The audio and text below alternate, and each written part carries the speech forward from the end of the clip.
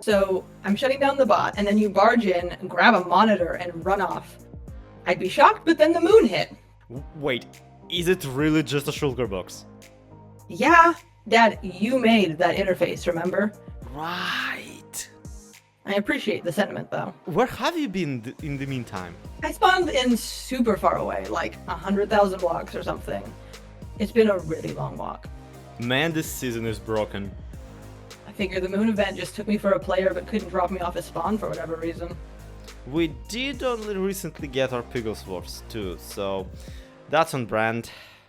Well, now that you're here, wanna move in? Oh, is there enough room for me in your giant mansion? Oh, I could spare a tower or two. Cool beans.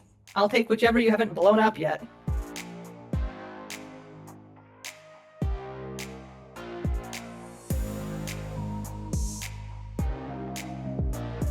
What is up, the world of the living? My name is letsplay and welcome back to Truly Bedrock. Alice is back, and doesn't that feel freaking amazing? I sure wish they came back a little bit earlier, like before I blew up the entire interior of my library. But that's kind of gonna be okay. Over the span of the next couple of videos, I'm hoping to work a little bit on the interiors of the whole castle and of course on the village surrounding it. Now that Dumb Shop basically runs itself, and because we cannot have a child live in a house this decrepit. Are you kidding me? They're gonna hurt themselves and me for not building this house less decrepit. We'll be working on the basic decorations for the grand hall of it, as well as the hall that you enter the area in. So we need to do quite a bit of magic with floor plan 2 here, because the floor plan is a little bit of a nightmare. So check this out, this wing is on this level 98, but the south wing is at level 101, but that doesn't give us a full story under it, because that way 97 level 97 gives us only 3 blocks tall for a headroom, and that's a little bit claustrophobic, especially on an area this wide and this flat. And then you get onto the giant, absolutely giant walls here in the hall, in the greeting hall, let's put it that way.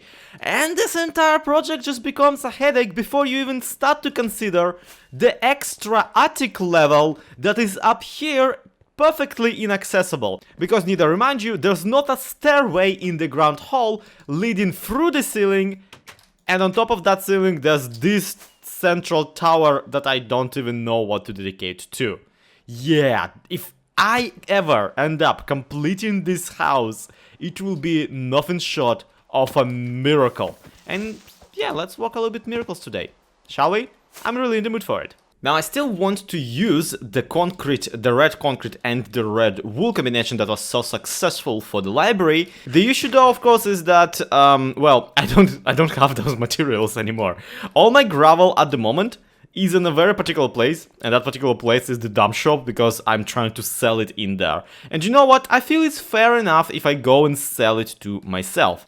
And I want to go get some materials and, you know, drop down by the town anyway, because I have a surprise delivery to provide. You see, JCB really requires some stone right about now. And well, it is gonna take me quite a while to dig it, but I still have more free time than she does. So I feel it's only chivalrous and just, you know, friendly neighborhood and all that kind of stuff to go and provide that stone myself. Hello! Ah! Where did you come from? The door. Heard you need some stone? Yeah, please. Oh crap, I'll need a shulker box to... Oh, thanks! I just... Thank you, I guess.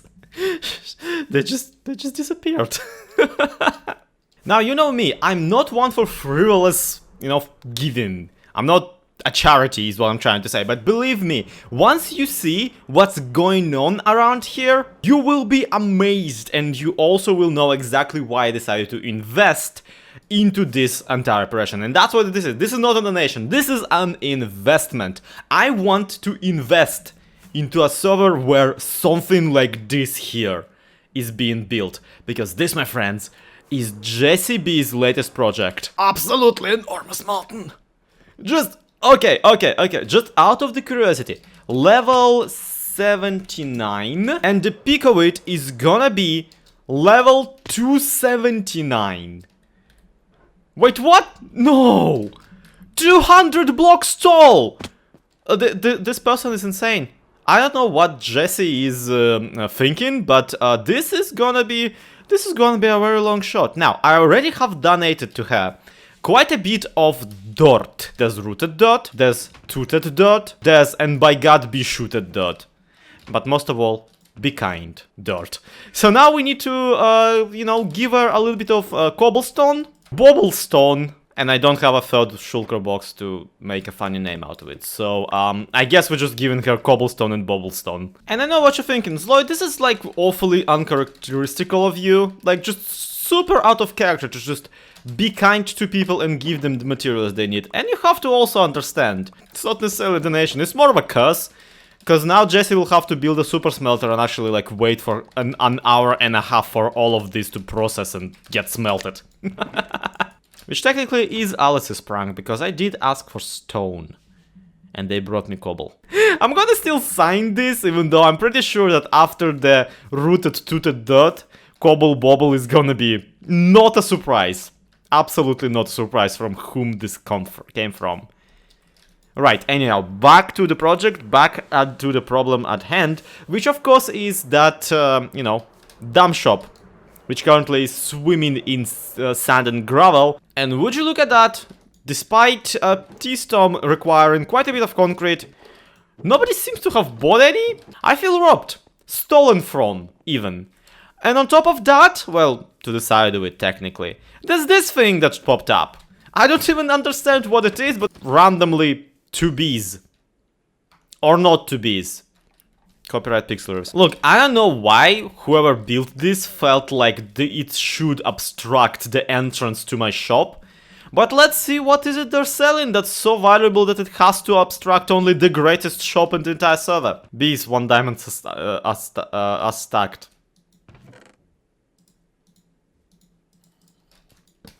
Well, I can't argue with that. Right, so this is not going away unpranked.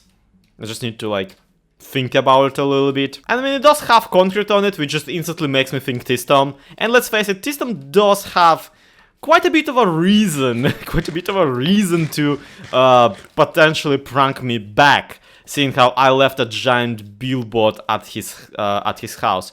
Let's go see what we can do to his base that's real quick and sweet, so that I don't have to spend too much time on the payback today. Oh hey, Barn Bros also have advertisement at, you know, Beatstones now.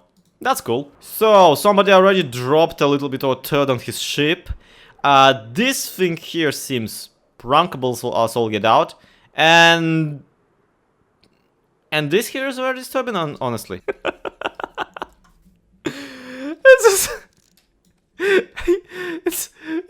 It's so eloquent though. He changed D to B, meaning that it now says bum shop, and because bum is British for buttocks, he decided to it was a coin. He changed 1 letter and 2 blocks and got this big of a prank out of it. It's so shiny. Why is it so shiny? Okay, we will prank him back tiny bit later with something bigger and more important looking. But for now, this is just a concern of public decency, honestly. There we go. I mean, we're not savages. Actually, come to think about it, should probably extrapolate that 1 act of kindness. There we go. Much nicer.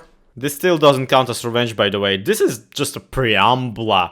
Yeah, leave me in comments with ideas of how to prank TIZZTOM back. This is an act of war right there. We need to extrapolate. We need to escalate. Anyway, concrete. That's what we came for, right? With all the detours, I've nearly forgotten what the episode is about. Just gonna get into the rhythm of it all. There's always this moment, usually with any Minecraft project, where you just have transcended at this point, and know exactly how to do whatever menial task you're doing in the most efficient way possible, with the least mouse movements and all that kind of stuff, and you just get into the zone and start building, and generally that moment arrives somewhere like 10 minutes before you're already done anyway. And you just feel like an idiot because you developed this really cool method of doing something, but you're never gonna use it ever again. So here's what the room of the hallway of the greeting hall looks like, with all the walls filled in except for the, ceiling bit, because that still needs to be sandstone. And I need to go and get some sandstone. I'm afraid I will not be able to make that without the smooth one, and that's like half an hour of waiting for it to smelt. Either way, it's getting cozy, and the walls up there, the walls that are reaching up into the ceiling, are super tall and super frustrating to deal with. I'm using several tricks to break those up. First, we have this doorway passage here to allow this wall to be symmetrical, because without it, what will happen there is a giant cornerstone, and it's just, we don't want that.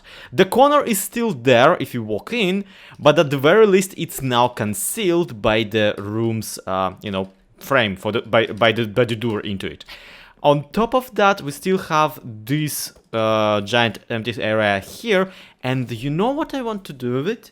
I want to try and put up a painting, and I don't know yet if I'll be able to, is the trick, because naturally regular Minecraft paintings are entirely too small for this, and non-regular Minecraft paintings, the ones made out of actual blocks, might just be too bulky for something that's basically 1 to 3, 7 by, let's say, 10. 7 by 10 pixels is an incredibly painful, I'll have scale to build pixel art at. And yeah, potentially I could put up a giant, world map up there, but that would flipping kill the server, because once again, maps are forbidden to be run on servers on Bedrock Edition, because then the world file just gets entirely too big. And then, that's not even getting into the fact that the walls here are so tall that we will definitely need to add some sort of a lantern midway through it, just to avoid these bad, big, empty blotches of them. And also I will need a code track. That's actually a very minor issue compared to everything else. So here we go. This room is structurally complete, which is not saying much because there's no actual structures inside it. It's just a room now. Congratulations, we made something that has drywall and, wallpaper on. But also, this room is now structurally complete too. It's also a giant empty hallway. Really starting to sense a theme here. And that's the thing about ballrooms, honestly. For them to function, they require a giant amount of empty, space for people to dance and, ball. I don't know, what people do at balls, like, do they play a ball? Point being, yeah, we need to do something with this. We need to especially do something with these little depressed spots in the walls around the door, which I could fill in the same way I did here, but I also feel like we should probably put some shelves in there. Put maybe some items floating around on shelves, on like, trapdoors like I usually do, or just at least throw in some bookshelves and whatnot. This, look, it's just sad when you don't do anything about your depression. What was I talking about? Yeah, so this room, at the very least, looks incredibly naked, and it's frustrating, and I don't know where to take it just yet. I will need, actually, one thing that this exposed to me is that I will need a chimney of sorts. I will need some sort of a fireplace around here, because this entire building has not a single chimney, which is something I should have probably noticed during the building process. But also that implies that this entire building has like zero heating to it, and that's just horrifying, to be completely honest. It's gotta be getting so cold in here, even in summer. Point is, I know one other way of getting a room to look less empty, which again I picked up kind of from real life, and it's not something I usually think about when I think room decoration. For some reason, maybe I'm different, maybe I'm just stupid. That something is curtains. Curtains are actually very, very important. They help absorb a little bit of sound, which helps a lot, you know, when you need to record. But also, they help make it look like the room is being lived in. And would you look at that? I think we succeeded. I'm sorry, can you give me back my, like, one piece of dark oak planks? See? This is very different. This is very lived in. This is very, like, palpably nicer, isn't it? So I'm gonna put another one here, and then I pretty much don't know what I'm gonna do with the rest of this. Oh my god, oh my god, oh my god, the moon's rising! The moon's Baby Ghost Dwarf! No! This was such a cool shot! I mean, the sun is rising now through the same window. It's still pretty cool. I like the sunset and sunrise so well in here that I decided that this is where I'm gonna have a large dinner table. Also necessitating like 15 minutes of walking between where a kitchen would be and where the food would be eaten. So yeah, I guess we just don't have hot meals in here anymore. Admittedly, like in real life, I just eat everything at my computer, I don't know. And so I'm stuck in this bizarre dilemma right now where there's nowhere near enough time right now for me to research designs for everything I want to build today. But also I can't really leave this video right here where we haven't necessarily even planned any of the stuff that I really want to plan. So, having brainstormed a little, I found an easy and fun workaround that all of us are gonna enjoy. Shelf, piano, fireplace, painting, interior decorations. And of course, if I would be able to put this on an empty air, I would currently mark where the chandeliers should go. I'm gonna compromise and say lamp. Okay, I did just realize that just putting down a painting would have taken way less time than putting down a sign that says the word painting. Man, they really didn't give us much of a variety as to what we can put on a wall, did they? So this is not gonna stay like this, naturally. We will be designing something that we can actually, you know, tolerate. And also a giant skull, that's fine. But just as a quick signifier of what goes where and how we're gonna treat this room in particular, this functions well enough. I'm especially proud of the very idea that I did end up figuring out the floor plan for this center area, and honestly this is the most complicated part of it. Naturally, I still need to come up with something to put on the actual ground floor and especially into the catacombs, and I also still have 2 towers, one of which is still inaccessible because I'm just great at planning buildings. Now technically I could go all the way up here. And by all the way up here, I mean like really longery up there. Take a turn at this entrance, walk over an open air bridge, and then get into the central tower. But that's like 5 minutes of walking, and some of it needs to get done on a windy widow's walk all the way up here in the air. Just to get into an interior room. Yeah, that's not how any of that is done. We need to figure out a better way of doing it. And also you have to keep in mind, building design doesn't usually, you know, involve neither scaffolding nor ladders. When people build buildings they actually intend to use, they pretty much prefer stairways because those are easier to traverse with a bunch of food on your arms. And also I specifically said that we will have no solicitors. I don't care about your Girl Scout cookies. One way or another, I cannot believe it, because I honestly didn't expect us to have any time to put together any sort of interior within this series for this bigger project. But apparently we're doing it, and we're doing it really well. I am loving how it's gonna come out. So thank you everybody so much for watching. This has been ZloXP, this has been Truly Bedrock, and that's gonna be it for today. Thank you everybody, to be continued, have a good one. Bye bye.